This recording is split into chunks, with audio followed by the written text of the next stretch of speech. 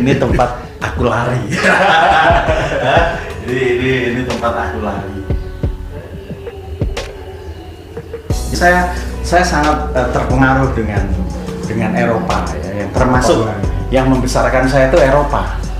Jadi Eropa, karena saya kan ketika menjadi seniman, terus lulus sekolah, saya bertemu dengan teman saya, namanya Gunnar Nels. Dia perancang uang ya. Jadi dia itu 5 besar Eropa ketika saya kenalan pertama, tapi nggak tahu sekarang ya. Tapi beberapa kali saya ketemu, dan 2013 saya ke Stockholm dan saya ketemu. Nah itu banyak mempengaruhi saya. Saya dibawa ke Eropa, dikasih lihat bagaimana Stockholm itu membangun seni gitu ya. Nah saya orang yang baru keluar negeri waktu itu tahun 89 ya, saya pergi ke sana dan saya sangat mengagumi Eropa gitu, ketentraman negerinya gitu ya. Ini yang saya selalu katakan untuk bangsa kita ini, ketentraman. Kita harus bisa menjaga yang namanya damai. Kita harus bisa yang namanya damai. Inilah gitu loh cita-cita saya, bagaimana membangun kedamaian itu gitu. Bagaimana membangun kedamaian itu. Nah, ini salah satu mengapa saya mau menjadi seniman. Banyak sekali orang-orang yang yang menawarin pekerjaan sama saya ketika baru-baru saya kira-kira ya 15-20 tahun yang lalu gitu. Banyak sekali yang nawarin saya, negara kamu kerja sama saya aja, tapi kalau kerja sama saya kamu sudah nggak bisa lagi jadi seniman gini-gini. Nah, saya nggak mau. Karena apa? Menurut saya harus berjuang lewat dunia kesenimanan. Nah, makanya saya tidak masuk ke dalam ke dalam situasi yang sedang berkembang sekarang ini apa. Saya tidak masuk ke dalam itu gitu ya. Sekarang ini kan begini, gampang saja mau lihat peta seni lukis gitu ya. Ada seni lukis yang kayak pasar tradisional ya. Wah, seperti pasar tradisional. Ada seni lukis yang saya gambarkan itu seperti mall ya. Wah, di situ kita menemukan harum-harum ya. Kita menemukan semua serba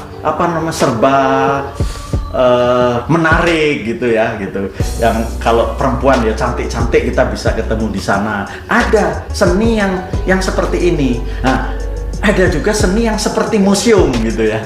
Nah, ini seni yang dikoleksi untuk museum, seni yang ini saya tidak bercerita bahwa seni yang seperti ini rumah, tapi kira-kira seperti inilah orang-orang memilih seninya itu pada seperti museum gitu loh.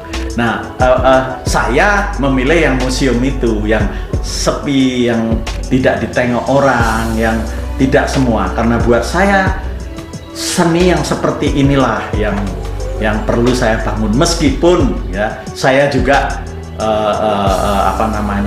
bukan berarti bahwa saya tidak memperhitungkan laku atau tidak ya, karena seniman itu harus hidup gitu ya. Sedangkan bisanya atau yang saya pilih adalah seni lukis gitu ya. Nah, ini puluhan tahun saya hidup dalam dunia seni lukis gitu ya. Nah, saya memilih suasana seperti inilah. Ada pasar tradisional, ada mall, ada museum. Nah, setiap seniman bebas memilih pilihan-pilihan ini. Tidak harus menjadi seperti nuansa museum itu, tidak harus apa yang kita sukai. Berjuanglah di dalamnya, karena perjuangan itu akan menemukan kehidupan sendiri gitu ya.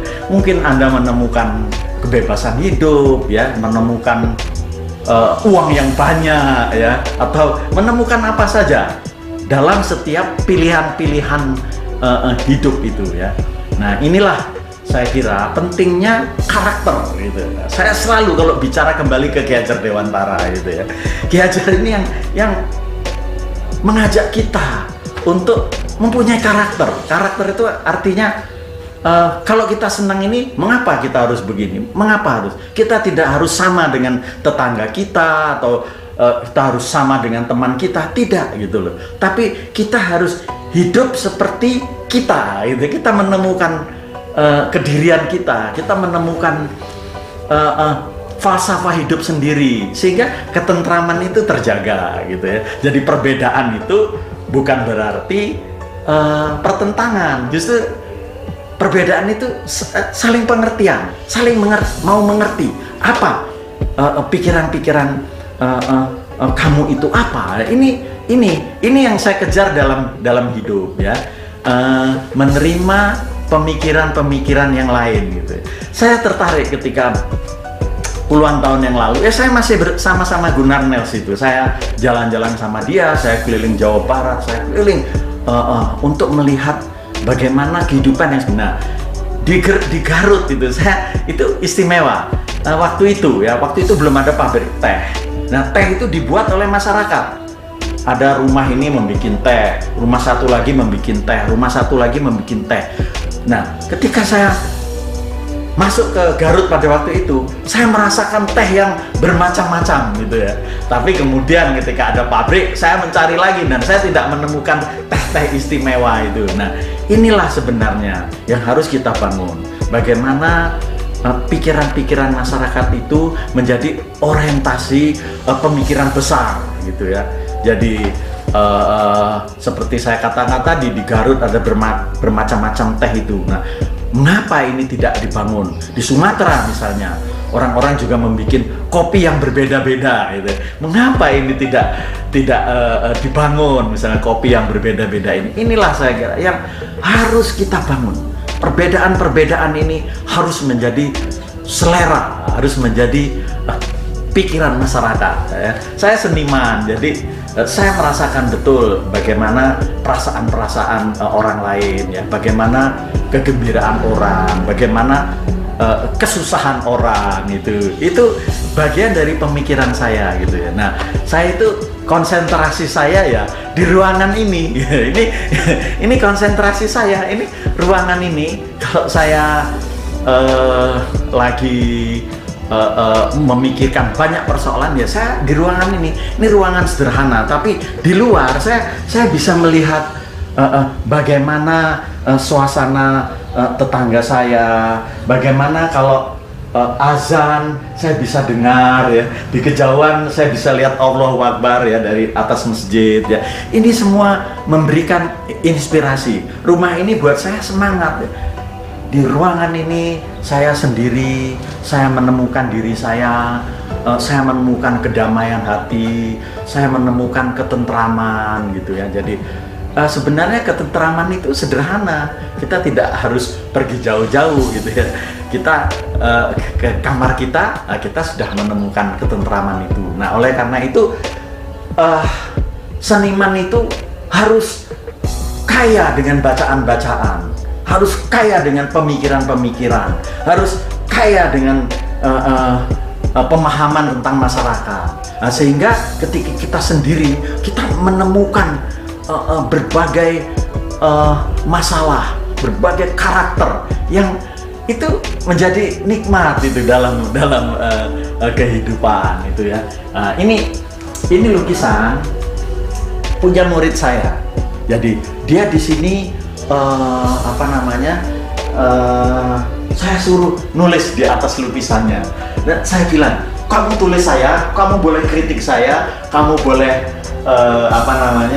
kritik bebas saya, tidak suka sama saya, boleh kamu tulis di sini. Dan ternyata menarik. Beberapa tamu dari Jepang yang datang ke sini dan dia membaca itu. Ternyata tulisan di sini dia berterima kasih sama saya karena saya memberikan pemahaman tentang karakter gitu di dalam lukisan ini. Dia sebenarnya penari, tapi waktu ketemu saya bilang, kamu melukis ya? Saya tidak mengajari bagaimana melukis, tetapi saya memberikan bagaimana batinmu menjadi kaya, bagaimana jiwa itu menjadi penting, karakter itu menjadi bagian dari hidup gitu. Lalu saya suruh dia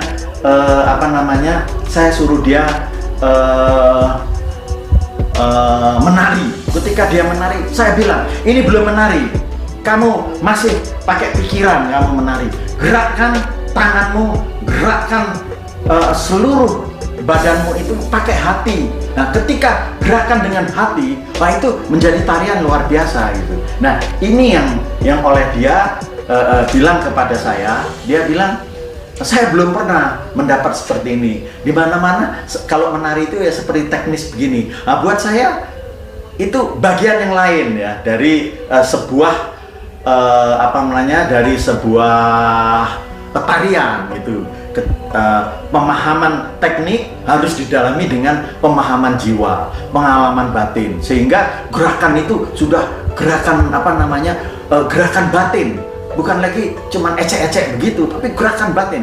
Kita lihat misalnya penari-penari di Bali itu kan gerakannya kan sudah bukan gerakan yang sangat teknis gitu ya, tetapi sudah gerakan hati, bermain dengan hati, sehingga seluruh badan, keringat semua itu bagian dari jiwa gitu. Nah, ini yang harus kita tumbuhkan dalam kesenian-kesenian kita. Nah, sehingga kesenian ini mempunyai pengaruh ke dalam masyarakat gitu. Nah, seni adalah bagian kuat dari sebuah kebudayaan. Ini harus diakui gitu ya, bagian kuat dari sebuah kebudayaan. Nah, ketika pemahaman ini kemudian didalami oleh para politikus, didalami oleh para ekonom, saya kira akan menjadi sebuah bangunan yang sangat hebat dalam ketatanegaraan kita ini gitu ya. Seorang politikus yang memahami kebudayaan, seorang ekonom yang memahami kebudayaan, yang menikmati bagaimana suara saksofon yang menarik misalnya, bagaimana bisa menikmati sebuah lukisan. Nah, pada banyak menteri-menteri yang zaman-zaman dahulu kala ini semua mereka itu seperti kesenian itu bagian dari dirinya gitu. Di Balai Budaya, orang-orang menteri-menteri itu masuk dengan enaknya saja. Tahu-tahu wah kita sibuk sendiri. Ada menteri yang nyelonong menaruhkan jasnya ke kursi di Balai Budaya itu, lalu mereka nonton lukisan. Nah itu lalu kita ajak berdiskusi. Wah jadi diskusi sambil berdiri gitu. Ini Pak Fuad Hasan gitu ya. Wah berdiri sambil diskusi. Wah, dia mengkritik seniman-seniman. Dia mengkritik semua gitu ya. Inilah yang kita rindukan sekarang ini. Kita merindukan bagaimana para pemimpin itu dekat dengan kesenian, dekat dengan kebudayaan gitu.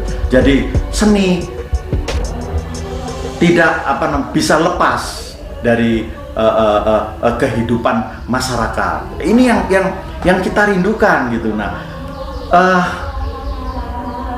apa yang sudah dilakukan oleh pemerintah sekarang ini sebenarnya sudah oke gitu ya. Ini sudah oke gitu. Ini sudah dibangun ya itu tadi yang selalu saya bilang bahwa infrastruktur sudah dibangun dengan baik. Kita harus membangun manusia. Nah, membangun manusia ini salah satunya adalah menghidupkan seniman-seniman gitu ya. Nah, sekarang ini kan banyak dalam pidato-pidato para pemimpin berterima kasih kepada banyak tempat dari sponsor, kurator, tetapi seniman yang mencipta tidak pernah disebut gitu loh. Nah, bukan saya kepengen bahwa seniman itu harus disebut, sebab seniman itu dirinya itu akan menyebut sendiri gitu loh. Ketika dia memahami memahami kebudayaan, nah, seniman itu akan tersebut sendiri, tidak usah harus disebut. Tetapi seniman memerlukan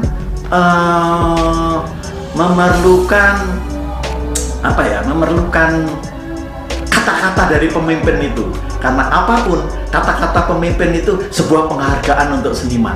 Seniman tidak perlu diberi hadiah yang hebat-hebat ya, tetapi diberi kata-kata dari para pemimpin itu sudah cukup gitu. Karena kata-kata pemimpin adalah doa.